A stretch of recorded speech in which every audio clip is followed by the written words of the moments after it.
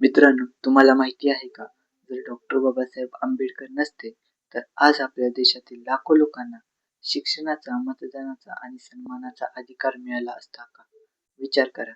Doctor Babasaheb Ambedkar हे फक्त संविधान निर्माते नाही, तर विचारांचे योद्धा होते.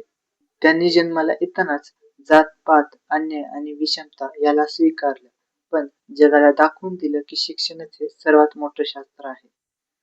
यांनीच दिला संदेश, शिका, संघटित व्हा आणि संघर्ष करा. डॉक्टर बाबासाहेब आंबेडकरांचा संघर्ष फक्त पुस्तकात नाही, तर तो आपल्या दररोजच्या जीवनामध्ये जिवंत आहे.